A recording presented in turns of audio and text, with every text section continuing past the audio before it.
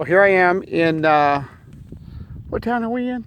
Meridian? Meridian. I'm in Meridian at Red Caboose Vineyards. I'm going to give you a quick pan of the vineyards. Like I said, a quick pan. And I'm here with the vineyard. I'm the head vineyard keeper. There he is, and his name is? Joe.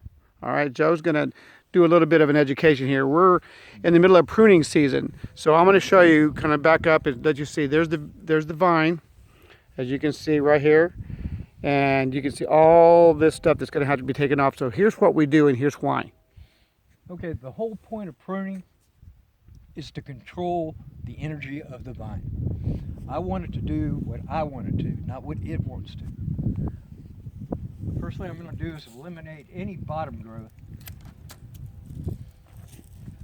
And then I'm going to cut. If you can see, there's 1, 2 buds here. I'm going to cut it right there, 2 buds high. And here. Anything not pointing up I really don't want. And when these spurs start getting so big, you need to cut them back, or they just keep year after year stacking on top of each other. So what will come out of that? Will anything come out of that spur? Out of here? Yes. Yes. After I've cut it off here, I've got this one to fall back on now, but other small buds will start popping around the very base of it. So I can rotate through those buds every year and not worry about this stacking up again. And I noticed there's some liquid coming out of there. Right. What is that? Is that just water? These vines are coming out of dormancy. Okay. They're starting to bud break, and I'm almost through, just in time, getting these things pruned. But that's your first sign that they're coming out of dormancy. And I just noticed right over here, here's a vine that's going to be trimmed off, but it's already got break. Right. It is in bud break now, but what they do is, when they bud break at the top of the shoot first.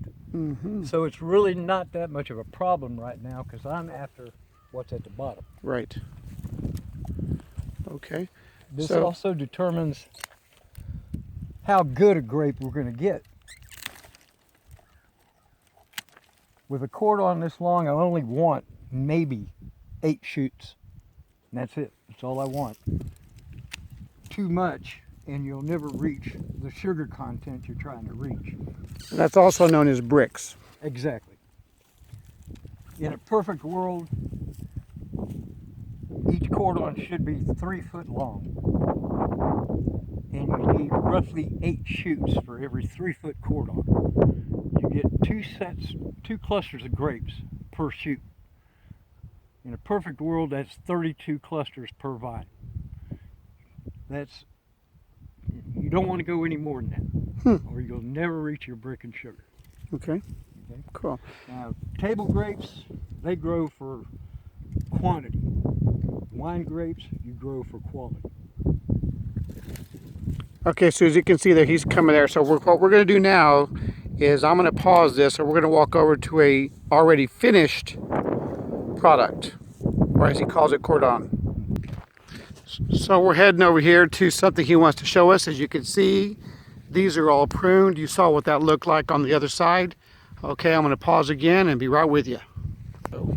This is the Cab Franc. I prune it first every year because it's the slowest ripening grape we got. General rule is first to prune, first to bloom. And that's the way it always works. I start in one area and work my way up. I prune different varietals at different times. Due to the fact that some ripen quicker, they're slower. As you can see, right here, I already have grapes growing. Look at that. Grapes are already growing. And this is March 8th, 2017. As soon as these pop this much, you can see the grapes instantly. Wow. They're there. And then, so how long is it going to take before we get to see some real berries? About 2 months, you'll start seeing full berry cluster, and within 2 months, it'll start going through closure, where the cluster closes up and starts going through veraison, which is the ripening. Mm-hmm. And let me let you see what this looks like. There's one right there, all completely done. You can see that the size, as I was mentioning, the size this way. The up and down, does the vertical mean anything? Is there anything to do with that matters? Vertically speaking? No, this is just a trunk. You never have anything growing on a trunk unless you see something going bad up here, then a sucker will pop out down low and you use it to replace whatever's dying off up top. Okay, very cool. Well, thank you so much, Joe. You're quite welcome. Appreciate it. Now we're going to go drink some wine. This sounds great.